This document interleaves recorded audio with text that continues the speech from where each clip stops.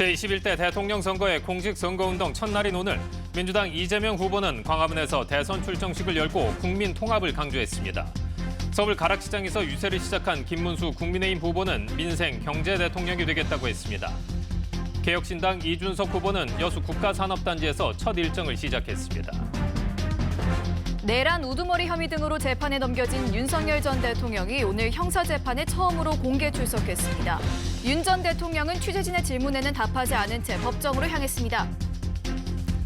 미국과 중국이 90일 유예 기간을 두고 양국 간 상호 관세를 대폭 낮추는 데 합의했습니다. 미국은 중국산 제품에 매긴 관세를 145%에서 30%로, 중국은 125%에서 10%로 대폭 인하하기로 했습니다. 이번 달 초 수출이 지난해 같은 기간보다 24% 가까이 줄어들면서 경기 둔화가 시작되고 있다는 진단이 나왔습니다. 특히 고율 관세 여파로 대미 수출이 지난해 같은 기간보다 30% 줄었습니다. 여러분 안녕하십니까? 5월 12일 월요일 KBS 7시 뉴스입니다. 민주당 이재명 후보는 오늘 광화문에서 대선 출정식을 열고 공식 선거운동을 시작했습니다. 이번 대선은 거대 기득권과의 일전이라며 계엄 극복을 내세웠습니다. 이혜린 기자가 보도합니다. 민주당 이재명 대선 후보는 첫 공식 선거운동 장소로 광화문을 택했습니다. 조기 대선을 이끌어낸 상징적 장소라며 민심을 받들겠다는 뜻이라고 언급했습니다. 이념과 진영에 얽매여 분열할 여유가 없다며 국민 통합을 제1의 사명으로 삼겠다고 강조했습니다. 이제부터 진보의 문제는 없습니다. 이제부터 보수의 문제란 없습니다. 오로지 대한민국의 문제, 국민의 문제만이 있을 뿐입니다. 인수위 없이 정부가 출범하는 만큼 위기의 삼각파도를 넘을 준비된 대통령이 필요하다며 지지를 호소했습니다. 이어 경기 판교를 시작으로 화성 동탄, 대전 등 K 이니셔티브 벨트 지역을 찾아 유세에 나섭니다. 반도체 등 혁신산업 지원을 약속했습니다. 10대 공약을 발표하며 국정운영 청사진도 공개했습니다. 수사기소 분리 등 사법개혁 방안과 AI 등 신산업 육성, 대표 정책인 기본사회 공약 등을 내놨는데 개헌 문제는 이번에 포함되지 않았습니다. 지난 3년 동안의 궤도를 이탈했던 한국의 정치, 경제, 사회를 다시 바른 방향으로 회복해야 된다는 게 민주당의 가장 큰 문제의식입니다. 세종 행정수도 완성과 의료 대란 해결, 재생에너지 중심 에너지 전환 등 정책도 약속했습니다. KBS 뉴스 이혜린입니다. 국민의힘 김문수 대선 후보는 서울 가락시장에서 첫 유세를 시작하고 민생 경제 대통령이 되겠다고 약속했습니다. 대전 현충원에서 보훈을 강조한 김 후보는 대구 서문시장을 찾아 지지층 결집에 나섰습니다. 개혁신당 이준석 후보는 시대교체, 세대교체 선거가 돼야 한다고 강조했습니다. 박영민 기자가 보도합니다. 첫 유세 장소로 새벽 5시 서울 가락시장을 찾은 국민의힘 김문수 후보. 소상공인들을 만난 김 후보는 대한민국 경제가 침체 국면이라며 시장, 민생, 경제 대통령이 되겠다고 약속했습니다. 땀과 노고가 반드시 열매를 맺을 수 있도록 저는 더 낮은 곳에서 뜨겁게 여러분들을 섬기는 그런 대통령이 되겠습니다. 기업하기 좋은 나라, 일자리 창출이라는 1호 공약과 함께 대선 10대 공약도 발표했습니다. 노사 합의를 전제로 주 52시간제 개선과 AI 청년 인재 양성, 결혼 후 9년간 주거비 지원 등도 약속했습니다. 비상대책위원장에 35세 초선 김용태 의원을 파격 발탁하며 청년의 힘으로 당을 개혁하겠다고 했습니다. 잘못을 인정하고 책임 있게 행동하는 사람들은 이제 모두 크게 연대해서 새로운 대한민국을 만들어 가겠습니다. 국립대전 현충원을 참배한 김문수 후보는 호국보훈 사업과 정신을 드높이겠다고 약속했습니다. 보수 지지세가 강한 대구 서문시장도 찾았습니다. 대구 경북이 민주당 독재를 이겨낼 낙동강 전선이 되달라며 지지층 결집에 나섰습니다. 개혁신당 이준석 대선 후보는 여수 국가산업단지에서 첫 일정을 시작하며 과학기술 강국으로 도약을 약속했습니다. 밤낮을 가리지 않고 24시간 내내 대한민국의 발전을 그리고 대한민국의 재도약을 걱정하는 그런 대통령이 되겠습니다. 이번 대선은 시대와 세대를 교체하는 선거가 돼야 한다고 강조했습니다. 이준석 후보는 오늘 저녁 광화문 청계광장에서 집중 유세를 펼치며 지지를 호소할 예정입니다. KBS 뉴스 박영민입니다. 이재명 더불어민주당 대선 후보의 위중교사 사건을 다룰 2심 재판부가 첫 공판 기일을 대선 이후로 연기했습니다. 공직선거법 사건 파기환송심과 대장동 재판에 이어 이번 재판까지 미뤄지면서 이 후보가 대선 기간 법조항에 출석할 의무가 모두 사라졌습니다. 신현욱 기자의 보도입니다. 이재명 후보의 위증교사 혐의를 다루는 2심 첫 정식 재판은 애초 이달 20일로 예정돼 있었습니다. 하지만 이 재판 역시 6월 3일 대통령 선거 이후로 미뤄졌습니다. 사건을 심리하는 서울고법 형사 3부는 이 후보가 지난 주말 대선 후보로 등록함에 따라 위증교사 사건의 공판 기일을 추후 지정으로 변경했다고 밝혔습니다. 첫 공판 기일을 나중에 지정하겠다는 겁니다. 앞서 이 후보의 공직선거법 파기환송심 재판부는 애초 이달 15일로 정했던 첫 공판 기일을 다음 달 18일로 연기했고 대장동 사건 재판부 역시 원래 이달 2차례 예정했던 공판 기일을 다음 달 24일로 미뤘습니다. 모두 이 후보의 기일 변경 신청을 받아들인 겁니다.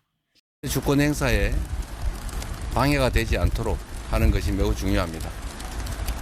법원이 이 헌법 정신에 따라서 당연히 해야 될 합당한 결정을.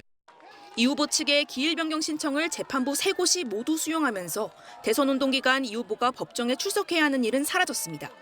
오는 27일 수원지법에선 쌍방울 대북송금 사건과 법인카드 유용 사건 공판 준비 기일이 예정돼 있지만 준비 절차라 이 후보의 출석 의무는 없습니다. 이 후보 사건과 별도로 진행 중인 대장동 민간업자 1심 재판부는 다음 달 중 재판을 마무리할 방침이라고 밝혔습니다. KBS 뉴스 신현욱입니다. 내란 우두머리 혐의로 기소된 윤석열 전 대통령의 세 번째 정식 재판이 진행됐습니다. 처음으로 공개 출석한 윤 전 대통령은 언론사 취재진이 설치한 포토라인 앞 취재진의 질문에 아무런 답을 하지 않았습니다. 서울중앙지방법원에 나가 있는 취재기자 연결해 보겠습니다. 자, 김영훈 기자, 재판은 여전히 진행 중입니까? 아니면 끝났습니까? 네, 오전 10시 15분 시작된 윤 전 대통령의 내란 혐의 3차 공판이 조금 전인 오후 6시 50분에 종료됐습니다. 오늘 재판은 검찰 측이 증인으로 신청한 오상배 대위의 증인신문부터 시작됐습니다. 이진우 전 수방사령관의 부관이었던 오 대위는 계엄 당일 이 전 사령관을 수행하며 같은 승합 차량에 탔던 인물입니다. 오 대위는 오늘 재판에서 비상계엄 선포 이후 윤 전 대통령과 이진우 전 사령관이 통화한 내용을 모두 4차례 들었다고 증언했습니다. 특히 오 대위는 군의 국회 진입 상황을 묻는 윤 전 대통령 전화에 이 전 사령관이 막혀서 못 들어가고 있다고 말하자 윤 전 대통령이 4명이서 1명씩 들쳐업고 나오라고 지시했다고 증언했습니다. 이에 대해 윤 전 대통령 측은 오 대위가 윤 전 대통령과 직접 통화한 것도 아닌 점을 들어 진술의 신빙성을 문제 삼았습니다. 5시간가량 이어진 오 대위에 대한 증인신문이 끝나고 곽정근 전 육군 특수전사령관의 직속 부하였던 박정환 참모장에 대한 증인신문이 진행됐지만 마무리하지 못하고 다음 기일에 이어서 하기로 했습니다. 오늘 윤 전 대통령이 법원에 출석하는 모습이 일반에 공개됐죠. 네, 앞서 윤 전 대통령은 지난 2차례 공판에서 지하 주차장을 통해 비공개 출석했는데요. 그동안 법원은 청사 주변 시위 등으로 인한 안전과 경험 문제를 고려해 윤 전 대통령의 지하 주차장 출입을 허용해 특혜 논란이 불거졌는데 이번에는 받아들이지 않았습니다. 정장 차림에 빨간색 넥타이를 한 윤 전 대통령은 오늘은 지상에서 하차해 언론사 취재진이 설치해 놓은 포토라인을 지나 입정했습니다. 윤 전 대통령은 오전 재판 출석과 점심시간 휴정, 오후 재판 속개 등 포토라인을 3차례 지나갔는데 군부 정권 이후 계엄 선포한 헌정 사상 첫 대통령이었는데 아직 스스로 자유민주주의자라고 생각하시냐, 비상계엄 선포에 대해 사과하실 생각 있냐는 취재진 질문에 답을 하지 않은 채 굳은 표정으로 법정에 들어갔습니다. 윤 전 대통령은 법정에서 별도 발언을 하지 않았었는데요. 오늘 공판이 모두 끝난 뒤에도 포토라인에서 따로 입장을 밝히지 않고 법원을 떠났습니다. 한편 오늘 재판은 윤 전 대통령이 직권남용 권리행사 방해 혐의로 추가 기소된 뒤 처음 열린 공판인데요. 윤 전 대통령 측이 공소장을 받은 지 얼마 안 돼 직권남용 사건은 다음 기일에 진행하기로 했습니다. 지금까지 서울중앙지법에서 KBS 뉴스 김영훈입니다. 미국과 중국이 지난 이틀간의 무역 협상에서 앞으로 90일 동안 관세율을 대폭 인하하는 데 합의했습니다. 미국은 중국에 부과한 145%의 관세를 30%로 낮추고 중국은 125%의 대미 관세를 10%로 낮추기로 했습니다. 김양순 기자가 보도합니다. 미국과 중국이 서로에게 부과했던 100% 넘는 고율 관세를 당분간 철회하는 데 합의했습니다. 스콧 베센트 미 재무장관은 스위스 제네바에서 브리핑을 열고 중국에 대한 관세를 앞으로 90일 동안 30%로 낮춘다고 밝혔습니다.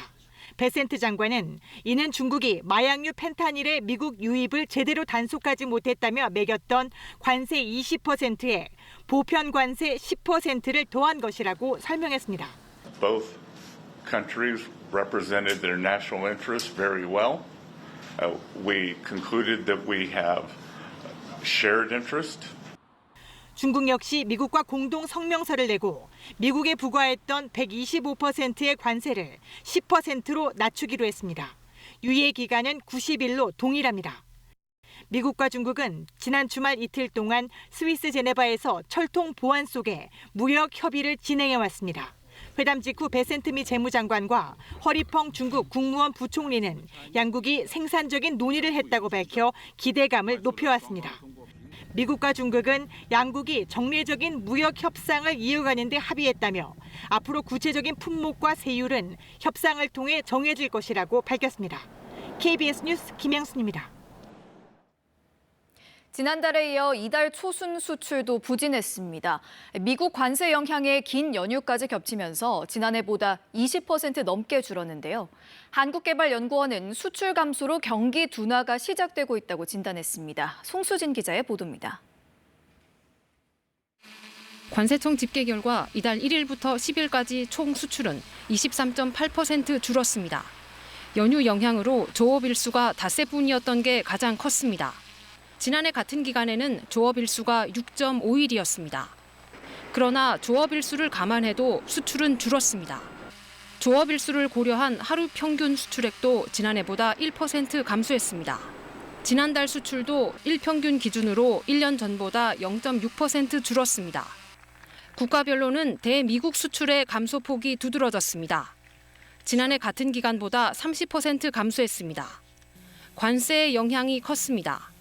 자동차 부품은 42% 줄었고 철강과 승용차도 각각 41%, 23% 떨어졌습니다. 반면 반도체 수출은 14% 증가해 수출 감소폭을 줄였습니다. 이 같은 관세발 수출 감소가 본격적인 경기 둔화의 시작이라는 전망이 나왔습니다. 한국개발연구원 KDI는 경제동향 5월호에서 경기 둔화를 예고했습니다. KDI가 매월 내는 경제동향 보고서에서 경기 둔화라는 표현이 등장한 건 올해 들어 이번이 처음입니다. 지난 1월부터 4월까지는 경기 하방 위험이나 경기 하방 압력이라고 표현했습니다. KDI는 지금까지 실제 수치가 드러나진 않았는데 4월부터 미국 수출 중심으로 줄어들기 시작해 경기 둔화로 표현했다고 밝혔습니다. KBS 뉴스 송수진입니다. 지난 겨울부터 계속 고공행진하던 무, 배추 등 채소류 가격이 제자리를 찾는가 했더니 이번에는 계란과 돼지고기 값이 빠르게 오르고 있습니다. 정부는 이번에도 수입량을 늘려 물가를 잡기로 했습니다. 최지영 기자가 보도합니다. 대형마트 정육 코너. 사람들의 손이 가는 건 국내산보다 수입 고기입니다. 훌쩍 오른 가격 때문입니다. 국내산 많이 먹었는데 수입산도 이제 맛있다 이런 생각으로 요새 구매하고 있어요. 애기들이 둘이나 있어서. 지난달 삼겹살 가격은 2,400원대로 최근 3년 평균치보다 7% 넘게 올랐습니다. 이달에는 2,600원대까지 올랐습니다. 상대적으로 싼 부위인 앞다리살은 더 크게 올랐습니다. 최근 3년 평균치와 비교하면 20% 가까이 올랐습니다. 계란 가격도 훌쩍 뛰었습니다. 지난 3월 3,200원대였던 특란 10개 가격이 지난달 3,600원대로 올랐습니다. 저희처럼 많이 사용되는 데는 한 달에 뭐 몇십만 원 날 수도 있고 뭐 1년 후 쌓이면은 뭐 몇백만 원까지도 갈 수도 있는 거라서 식품 물가가 전체 물가까지 끌어올리는 상황. 정부는 지난 겨울부터 높은 가격을 보였던 무, 배추 등 채소류에 이어 이번에는 계란 가공품과 돼지고기 등의 할당 관세를 낮춰 수입량을 늘리기로 했습니다. 식품원료 할당 관세 품목을 계속 확대하고 있습니다. 연초 13개 품목에서 현재는 21개 품목에 대해 할당 관세를 적용을 하고 있습니다. 한편 농식품부는 올해 과일 생산은 산불 영향이 제한적이고 봄철 저온 피해가 적어 평년과 비슷할 것이라고 전망했습니다. KBS 뉴스 최지연입니다. 최근 소비 부진이 심각해서 이달 초 황금 연휴만큼은 좀 낫지 않을까 기대가 됐었는데요. 하지만 소비 반등은 없었습니다. 고강도 대책이 없으면 내수 진작이 쉽지 않아 보입니다. 박찬 기자가 취재했습니다. 이 펜션은 이번 징검다리 엿새 연휴에도 공실 걱정을 했습니다. 나들이나 모임이 많은 5월 연휴는 한 달 전 만실이 기본이었지만 이번에는 30% 할인까지 하고서 연휴 직전에 예약을 채웠습니다. 당일날 오늘 방 있어요. 이런 문의도 엄청 받았거든요. 문의조차 없어요. 근데 아직까지도 5월달 주말도 텅텅 비어 있고. KBS는 BC카드에 의뢰해 이달 1일부터 6일 가맹점 매출을 확인했습니다. 지난해 같은 기간보다 매출 건수가 11% 줄었습니다. 영화관, 놀이공원 등 문화생활 업종이 마이너스 15%, 유통업, 음식료품도 줄었습니다. 만나고 먹고 노는 업종인데 연휴 매출이 준 겁니다. 같은 엿새 동안 올해 휴일이 더 많았는데도 카드 결제가 감소했습니다. 5월 가정의 달에 황금 연휴 효과가 겹쳐도 소비 심리를 못 살렸습니다. 소득에 안 받쳐주는 거 플러스 미래 상황이 너무 불확실하다 보니까 실직할 가능성, 폐업할 가능성이 상당히 좀 지배하고 있어서 소비 침체 현상이 뚜렷하거든요. 이번 연휴 소비는 한국은행도 주목했던 대목입니다.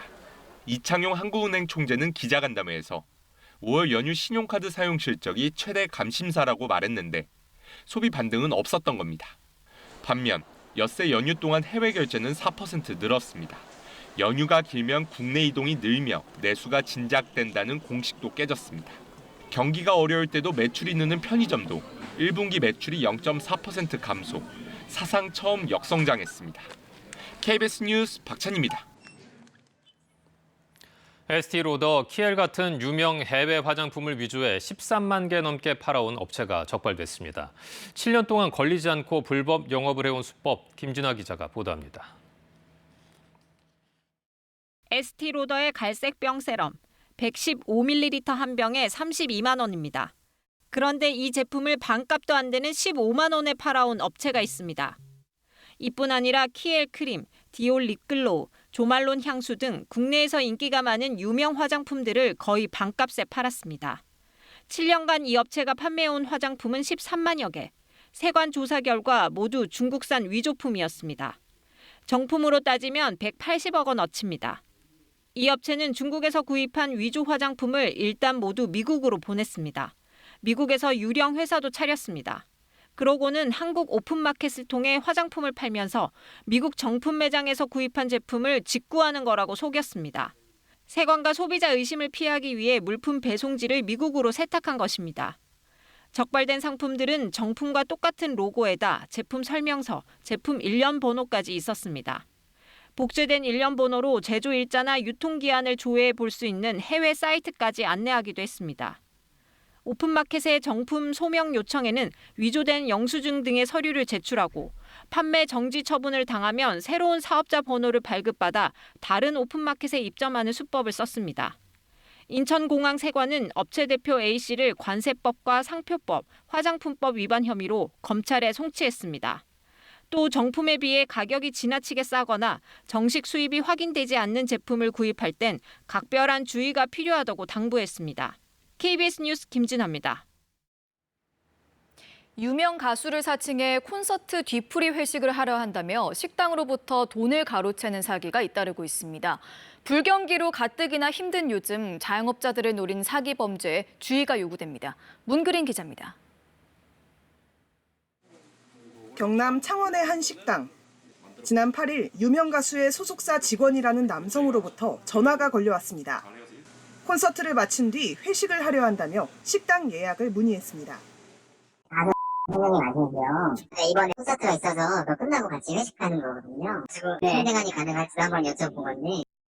남성은 가수가 좋아하는 술이라며 일반 음식점에서 팔지 않는 고급 위스키 한 병과 와인 2병을 준비해달라고 말했습니다.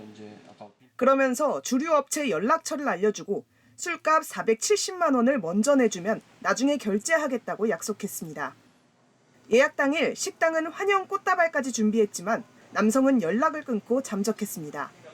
그걸 왜 당했는데 실질적으로 자영업자 입장에서는 일단은 손님이 오신다는 거에 대한 그 희망이 너무 크고 간절함이 크기 때문에. 유명 가수를 사칭한 사기 피해는 주말 사이 경남에서만 3건이 접수됐습니다. 해당 가수 소속사는 가수를 사칭한 사기가 잇따르고 있다며 당혹감을 감추지 못합니다. 삼시가품 때는 전화가 예약 확인 전화죠. 선생님 같은 경우에는 술을 안 드세요. 그래서 콘서트 끝나고 지푸이가 없어요. 최근 군 간부를 사칭한 군용 물품 결제 사기에 이어 유명 가수 사칭까지 불경기에 사정이 절박한 자영업자들을 노린 사기가 기승을 부리고 있습니다.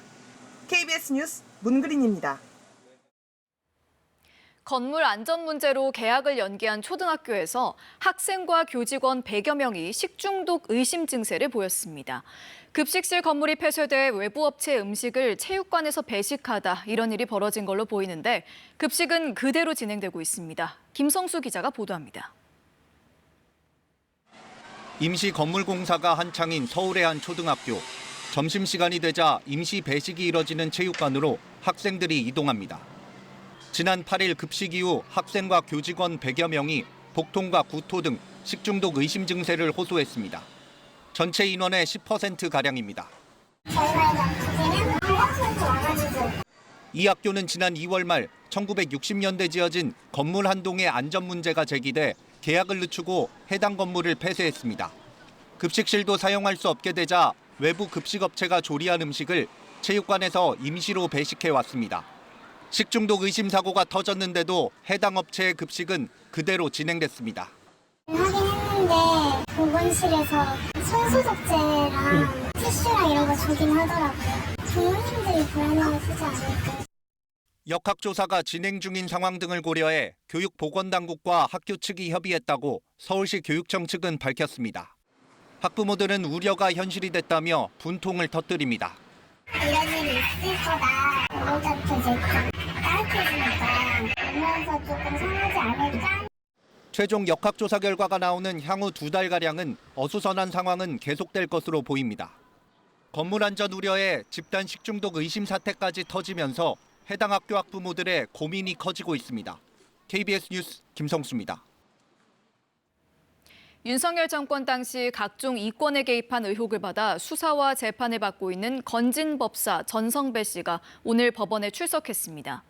전 씨는 김건희 여사와 관련된 의혹을 묻는 말에 침묵으로 일관했습니다. 정혜주 기자입니다. 건진법사 전성배 씨가 검은 마스크를 낀 채 법원으로 들어갑니다. 2018년 지방선거 당시 자유한국당 경북 영천시장 예비후보에게 불법 정치자금 1억 원가량을 받은 혐의입니다. 정치자금법 위반 혐의 2차 공판에 출석한 전 씨는 최근 자신을 둘러싼 의혹에 모두 침묵으로 답했습니다. 통일교 청탁으로 김 여사한테 목걸이랑 금품 전달한 거 인정하시나요? 방문권은 누구한테 받으신 거예요?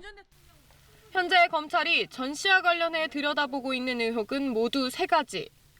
전 씨는 지난 1월 검찰 조사에서 보수 쪽 인사들이 조언을 구했다는 취지로 진술했습니다. 검찰은 윤석열 정부 초기 영향력이 있다고 소문난 전 씨가 통일교 전 세계본부장 윤모 씨에게 통일교 관련 부정청탁을 받았던 것으로 의심하고 있습니다. 특히 윤 씨가 전 씨에게 김건희 여사에게 전해달라며 건넨 고가 목걸이와 가방 등의 행방을 찾기 위해 윤석열 전 대통령 부부 사저에 대한 압수수색을 펼치기도 했습니다. 검찰은 또 전 씨 일가에 대해서도 출국 금지 조치를 하고 대통령실 인사청탁과 2022년 공천 개입 의혹도 조사 중인 것으로 알려졌습니다. 해당 사건을 수사 중인 서울 남부지검은 중앙지검의 명태균 관련 의혹과 별개로 김건희 여사에 대한 직접 조사가 필요하다는 기류입니다. 다만 핵심 피의자들에 대한 조사가 끝나지 않아 대선 이전의 조사는 어려울 것이란 전망이 나오고 있습니다. KBS 뉴스 정혜주입니다. 트럼프 미국 대통령이 취임 이후 첫 해외 순방으로 중동 3개국을 방문하는데요. 방문국 중 한 곳인 카타르 왕실로부터 수천억 원대 항공기 선물을 받을 것이란 보도가 나와 논란이 일고 있습니다. 양민효 기자가 보도합니다. 미국 플로리다 공항에 주기된 보잉 747-8 항공기. 과거 카타르 왕실이 사용했던 비행기로 호화스런 시설을 갖춰 하늘을 나는 궁전이라 불립니다. 지난 2월 이 항공기를 둘러봤던 트럼프 대통령. 대당 가격이 5,500억 원이 넘는 같은 기종 보잉기를 카타르 왕실로부터 선물받아 대통령 전용기로 쓸 예정이라고 미국 언론들이 보도했습니다. What's likely the most expensive gift a foreign government has ever given to a U.S. president, a super luxury Boeing 747-8 jumbo jet. 현재 운용 중인 에어포스 원 전용기가 30년이 넘었는데 보잉의 납품이 늦어져 본인 임기 내 새 전용기를 탈 수 없다며 트럼프 대통령은 불만을 토로해왔습니다. I'm not happy with the fact that it's taking so long. When we go and buy a plane or get a plane or something. 트럼프 대통령은 2기 취임 이후 첫 해외 순방으로 중동 3개국 방문을 앞두고 있는데 카타르도 방문국 중 하나입니다. 이번 순방 기간 항공기 선물을 받아 전용기로 쓰고 퇴임 뒤엔 트럼프 대통령 도서관에 기증할 방침이라며 법적인 검토도 마쳤다는 게 백악관 주장입니다. 카타르 측은 아직 최종 결정된 건 아니라고 밝혔지만 미 민주당 등에선 대통령의 사익 챙기기라며 비판이 거셉니다. 한편 트럼프 대통령의 이번 중동 순방에선 이란 핵과 가자 문제 등도 논의되겠지만 미국의 경제적 이익을 위한 대미 투자 합의에 초점이 맞춰질 거란 전망입니다. KBS 뉴스 양민효입니다. 일본이 야심차게 기획하고 준비한 오사카 간사이 엑스포가 개막한 지 한 달이 지났습니다. 광대한 규모의 볼거리가 많지만 그만큼 잡음도 많고 입장객은 적어 조직위가 고심에 빠졌습니다. 오사카 엑스포 현지에서 황재노 특파원입니다.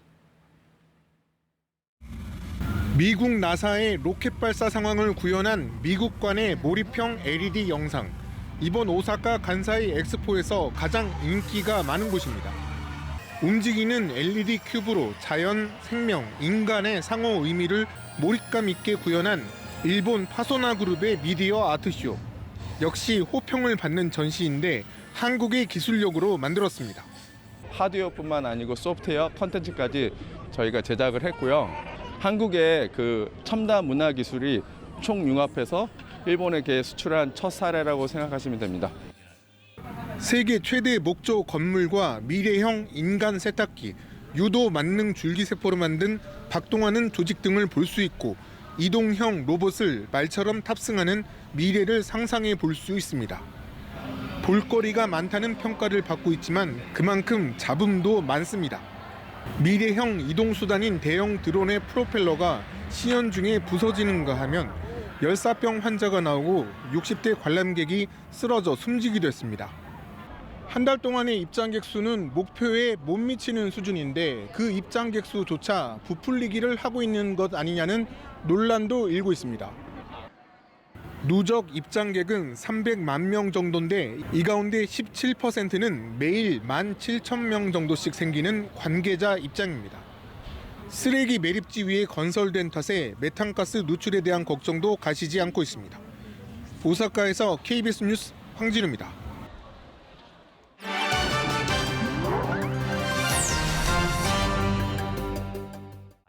중국 저장성의 한 대형마트에 자동 결제가 가능한 쇼핑카트가 등장해 소비자들의 큰 호응을 얻고 있습니다. 항저우시 샤오산의 한 대형마트. 모니터와 카메라가 장착된 쇼핑카트가 눈에 띕니다. 원하는 물건의 QR코드를 스캔하고 카트에 담기만 하면 자동으로 상품의 종류와 가격이 인식됩니다. 물건을 그냥 카트에 담거나 스캔한 상품과 일치하지 않으면 오류 메시지가 뜨고 담았던 물건을 다시 꺼내도 인식합니다. 내비게이션 기능도 탑재돼 있어 물건의 위치를 쉽게 파악할 수도 있습니다. 쇼핑이 끝나면 모니터에서 한 번의 터치로 결제가 완료됩니다. 大概有400-500人左右的一个使用量，顾客的一个反馈还是比较好啊。就年轻人对一些新奇的一些事物的话，还是比较喜欢。 이마트에서는 노란색 전동 쇼핑카트도 이용할 수 있는데요. 30분의 유기한 한화로 1,200원 정도를 내면 마트 안을 직접 운전해 다닐 수 있는데 어린이들에게 특히 인기가 높습니다. 독일의 빈곤율이 다시 높아졌습니다. 특히 가난한 사람들이 더 가난해지고 있다는 점에서 우려가 커지고 있습니다. 아이 셋을 홀로 키우는 이 여성에겐 하루 3끼 식사조차 큰 부담입니다. 음식 나눔 서비스에 도움을 받고 있지만 치솟는 물가에 생활비 걱정은 줄어들 기미가 없습니다. 이처럼 음식 나눔에 의지하는 사람들은 점점 늘고 있습니다. 독일의 푸드뱅크 타펠 이용자는 최근 2년 새 50% 이상 증가해 전국 약 950개 지점에서 165만 명이 식료품을 지원받고 있습니다. 이 같은 현실은 빈곤 통계에도 그대로 반영됐습니다.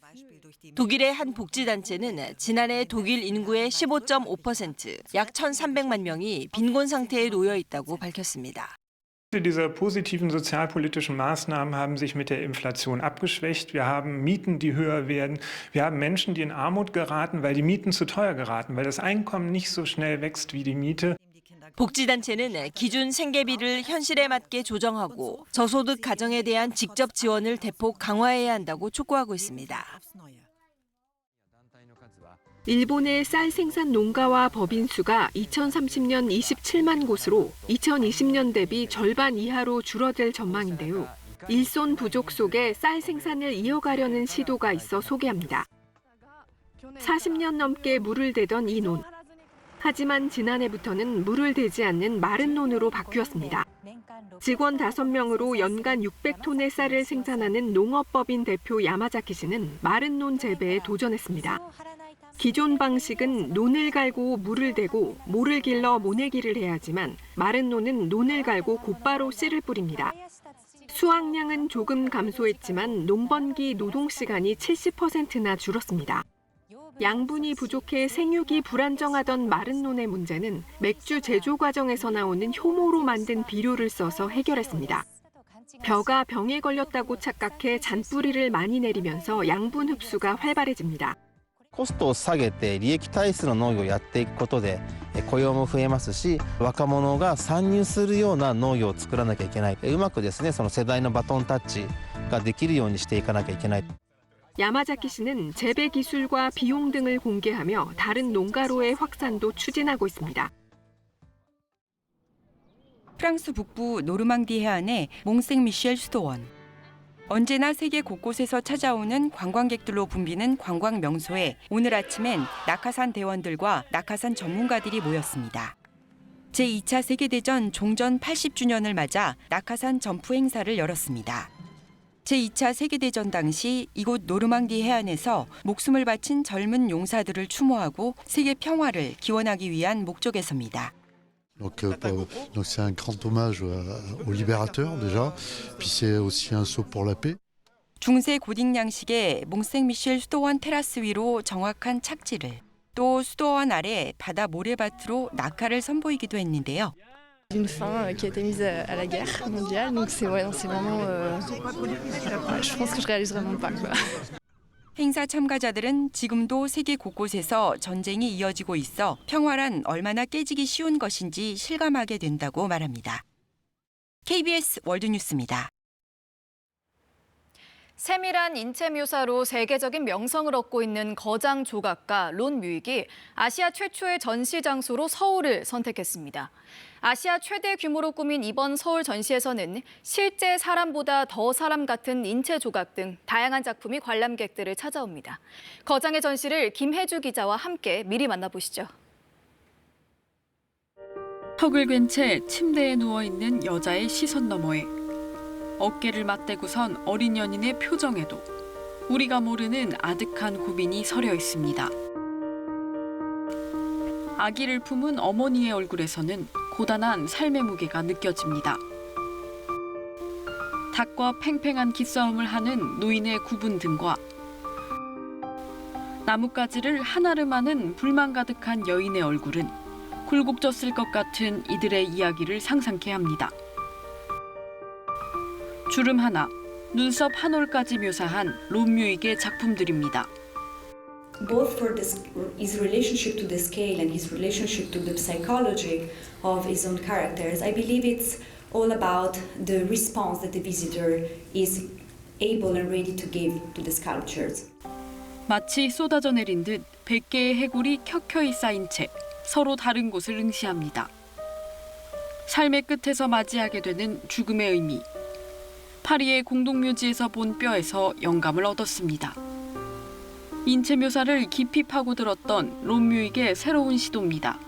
스킨이 없는 해골을 처음으로 선보이는 작업이기 때문에 왜 작가가 인물을 만들다가 해골을 선보이게 됐을까라는 질문을 조금 던져볼 수 있는 아시아 최초이자 최대 규모로 마련된 롬뮤익 개인전은 오는 7월까지 한국 관람객들과 만납니다. KBS 뉴스 김혜주입니다. 지난 3월 하루 임대료가 단돈 1,000원인 이른바 1,000원 주택을 분양해 큰 반향을 일으켰던 인천시가 이번에 새로운 1,000원 주택을 제시했습니다. 주로 빌라형 주택을 매입해 공급했는데 이번엔 일반 시중 아파트에 대해 전세금과 임대료를 지원해 줍니다. 보도에 박재우 기자입니다.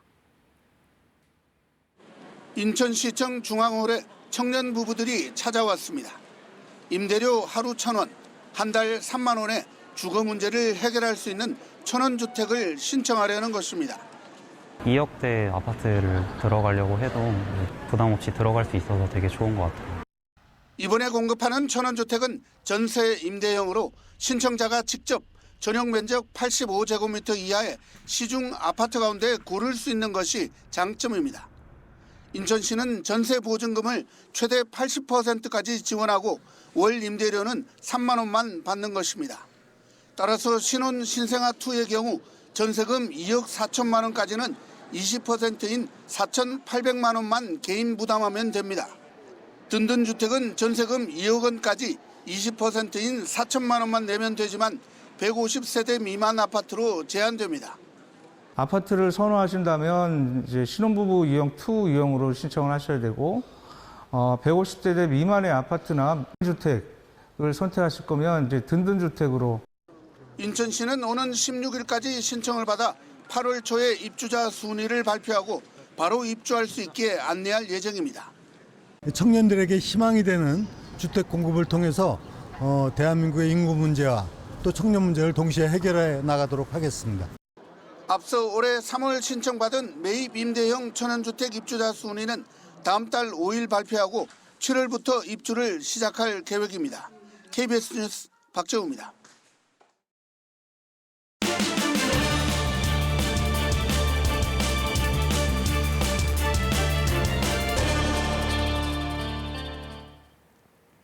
다시 기온이 오르면서 오늘 한낮에는 반소매 차림을 한 시민들도 많았습니다. 내일은 한낮에 기온이 더 오르겠습니다. 경북, 영양 등 일부 지역은 한낮에 25도를 웃돌겠습니다. 여전히 일교차는 크게 나타나기 때문에 입고 벗기 편한 겉옷 챙기시는 게 좋겠습니다. 내일 하늘에는 구름이 많겠습니다. 새벽부터 아침 사이에는 호남 지역에 안개가 짙게 끼겠습니다. 또 중부 서해안과 강원 지역은 바람이 강하게 불겠습니다. 내일 아침 기온 서울이 15도, 대구가 12도, 전주가 14도로 오늘보다 높겠고 한낮에는 서울이 25도, 대구가 28도, 광주와 전주도 26도까지 오르면서 초여름 더위가 예상됩니다. 바다의 물결은 서해 먼바다에서 최고 2.5m로 다소 높게 일겠습니다. 이번 목요일에는 중부지방과 남해안, 제주도에 비가 내리겠습니다. 날씨였습니다. KBS 7시 뉴스를 마칩니다. 내일 뵙겠습니다. 고맙습니다.